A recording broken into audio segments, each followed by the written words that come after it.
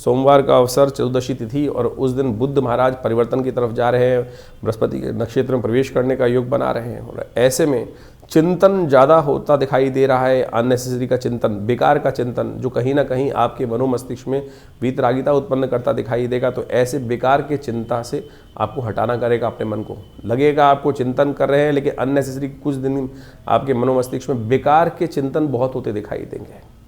तो ये चिंतन नहीं है, चिंता है। और ऐसे ग्रहों का योगायोग आपकी राशि में बनता दिखाई दे रहा है। ऐसे में इन सब चीज़ों को ठीक करने के लिए आपको चावल का दान करना चाहिए, ओम नमः शिवाय का पाठ करना चाहिए, और भगवान शिव का ध्यान आपके संपूर्ण मनोरथों को सिद्ध करने की योग बनाएगा। ऐसे में आपकी राशि में इन दिनों योग चल रहे हैं, भगवान की कृपा प्राप्त करने के निमित्त थोड़ा ध्यान करें।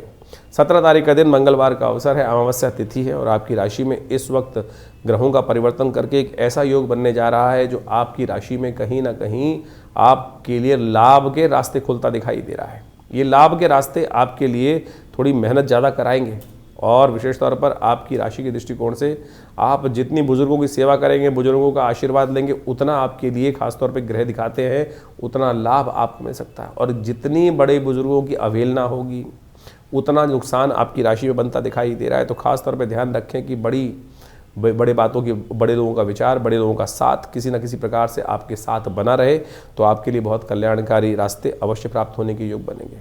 और इस दिन तो खासतौर पर मंगलवार और अमावस्या का योग बन रहा है। पितरों का आशीर्वाद, लिंग पुराण के अनुसार से कहा जाता है कि यदि फागुन मास की अमावस्या के दिन मंगलवार पड़ जाए तो पुष्कर नाम का योग बनता है, और इस दिन जो है वो आदिकाल की में युग आरंभ भी हुआ था। तो ऐसे में विशेष तौर पर शास्त्र के दृष्टिकोण से कुछ खास उपाय वर्णित हैं। अमावस्या योग पड़ रहा है जो ये बहुत शुभ है।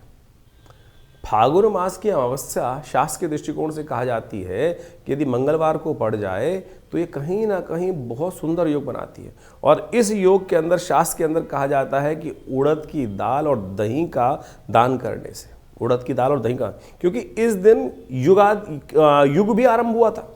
कहा जाता है कि फागुन मास के दिन जो अमावस्या पड़ती है, फागुन के महीने में अमावस्या जो पड़ती है, उससे कुछ युग को भी आरंभ। देखिए, ये शास्त्र के दृष्टिकोण समझे कि केवल चतुर्युगी नहीं है, ये चतुर्युगी तो एक छोटी साइकिल है, इसमें अनेक बार वो युग हो चुके हैं। क्योंकि इस वक्त जिस हम योग में चल रहे हैं, वही वस्वत मनवंतर में इस वक्त चल रहे हैं, कलयुग के प्रथम चरण में चल रहे हैं, और ये अनेक बार संसार में रचना होती है। तो शास्त्र के दृष्टिकोण से कहा जाता है इस तिथि को युग का आरंभ भी माना जाता है। तो इस दिन अवश्य पिंडदान करना चाहिए, अपने पितरों के निमित्त पूजन करना चाहिए, और साथ साथ इस दिन मंगलवार का सुंदर अमावस्या का योग पड़ रहा है। तो